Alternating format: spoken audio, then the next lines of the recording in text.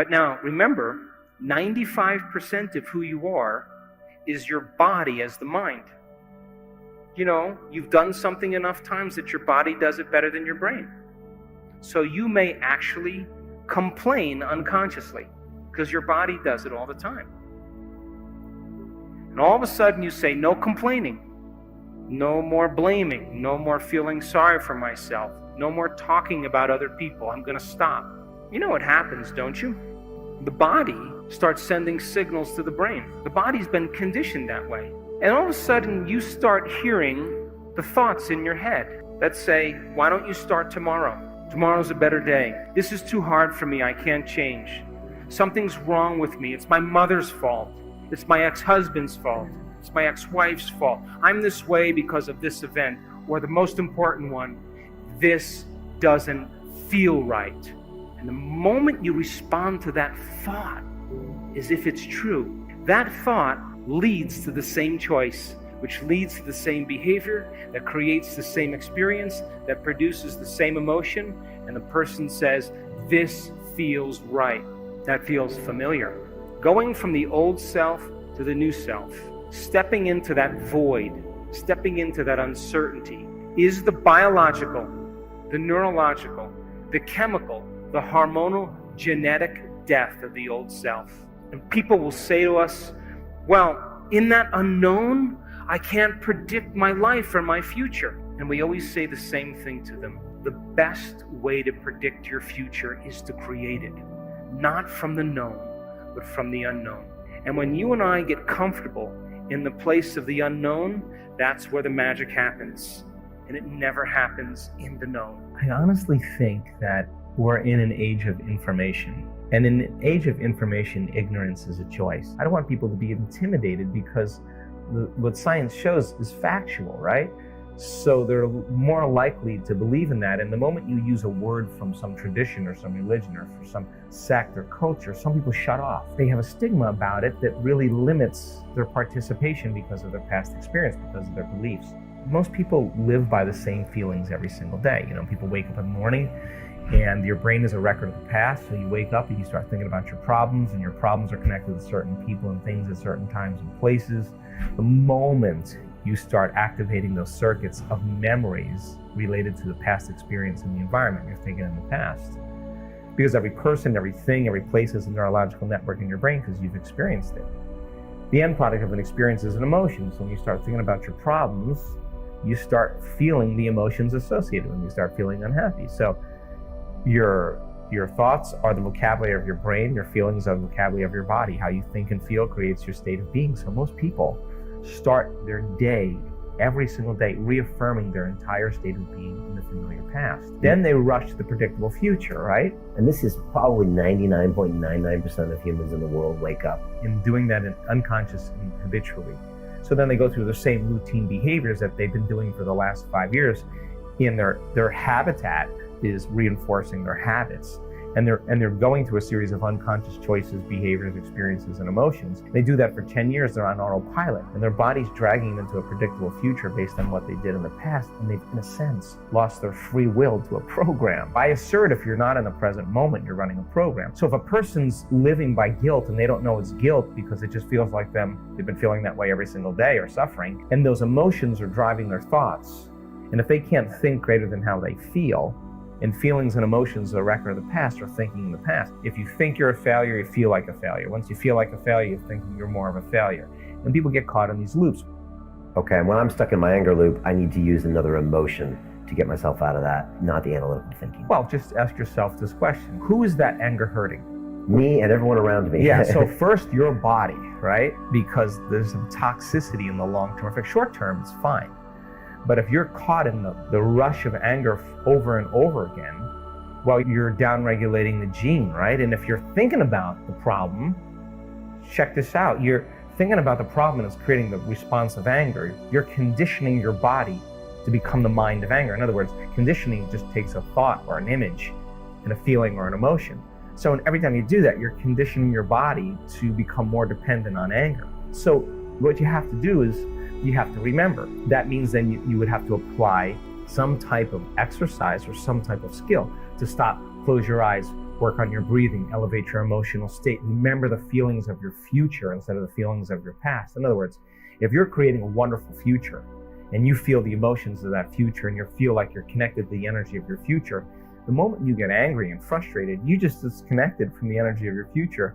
And now you're back to the energy of your past, and don't expect anything to change. But that's okay.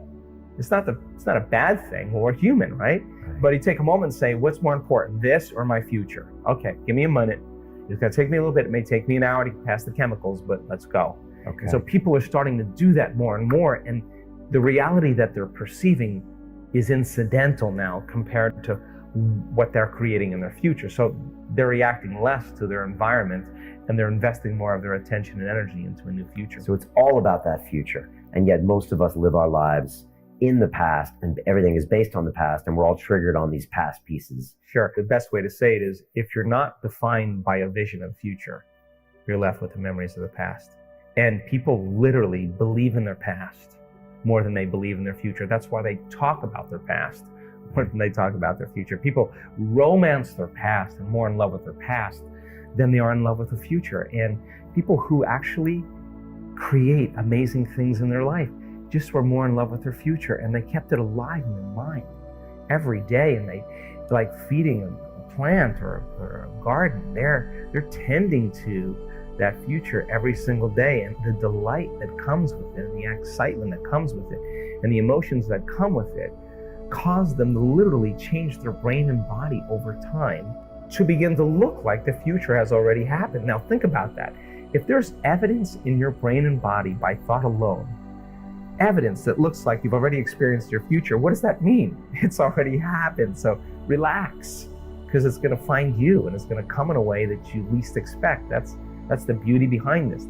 If you could have predicted, it's nothing new. It's got to surprise you. The brain learns by mistakes and surprises. So why not be surprised by an unknown coincidence or opportunity or synchronicity? And the moment you notice what you did inside of you that produced that effect outside of you, you're going to pay attention to what you did, and you're going to do it again, and you're going to believe less that you are the victim of your life. Someone or something is controlling your feelings and thoughts. So all of a sudden realizing your feelings and thoughts begin to create an outcome in your life. I think that experience then causes a human being to feel empowered. They start to believe in themselves more. And I think when we believe in ourselves, I think we believe in possibility. And when we believe in possibilities, I think we really believe in ourselves. And getting people to that point, to realize that nobody's excluded from this. You can't tell me any longer that you're too old to do this. We have brain scans of people in their 80s that will blow your mind, and they could be watching. Always focus on a future of yours. And by doing that, you can start healing yourself in all ways. You can't tell me you're too sick to do this work. Right. I've seen super sick people with 50 brain tumors turn their life around. They have no brain tumors, 50 brain tumors. You can't tell me that you had a turbulent past and you can't do this work. I've seen people that had the most abusive past are the happiest people in the world. You can't even tell me that you've never meditated before, because many times the people who have never meditated have the most profound experience because they're not expecting anything. You can't tell me you're too overweight, you're too underweight. You can't tell me any of it. You can't tell me you're too this or too that. I've seen it in all shapes, all sizes, all colors, all ages. You mentioned the abusive past.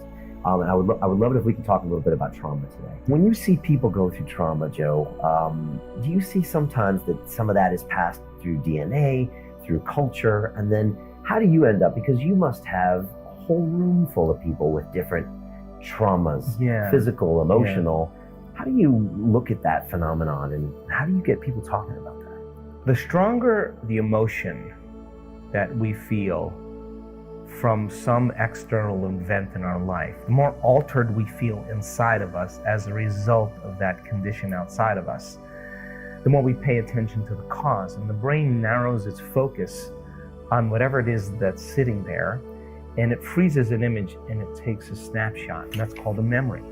So the higher the emotional quotient, the more fear, the more pain, the more shock, the more anger, whatever it is, the more we pay attention to the cause. And so then we create long-term memories that way.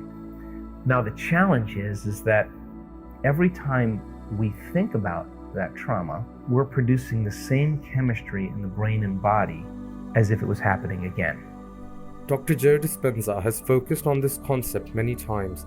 We control what our body and mind does, though due to several experiences in the past, most of what we do, most of how we react is embedded into our bodies, and at times we react in certain ways to certain things, be it in a negative aspect or a positive aspect. But how did it lead to automatic response? In the beginning, when we reacted to something, that became the norm of how we react to certain things.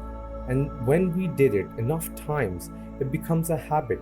But habits can be changed if they can be made. Yes, the process of bringing that change is most definitely a difficult task. But if we can make it, then we can break it and change it. It is very doable.